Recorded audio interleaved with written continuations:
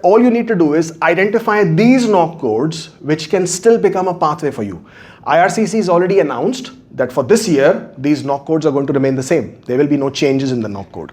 And if the knock codes are going to remain the same, means you have the whole year in front of you to still get that 6 months of work experience and still be eligible. Now, let's say you are in a position, let's say you're 40 years old. Okay, let's say your English language, or you cannot score that very well in English.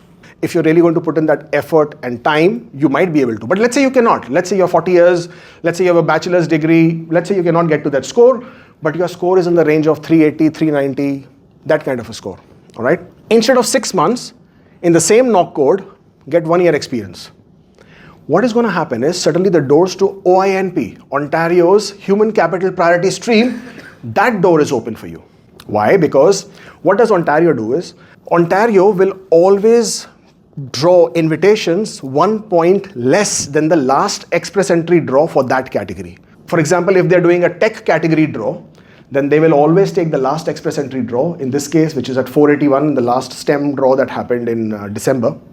And then they will send out invitations with a high point of 480 and then the low point depending on how many invitations they want to issue. For healthcare, they do the same thing.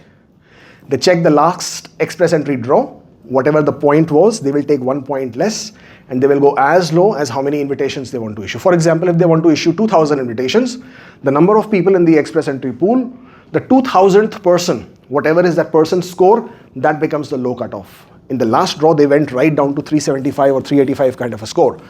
So that tells you that even with a score of 380, it is actually possible. All you need to do is find a way or a workaround within the system and do it legally without having to resort to any fake LMIAs, fake job offers, fake documentation. You don't have to do that. So don't do it. Because with all these fake and fraudulent steps that people take, eventually what happens is people do get caught.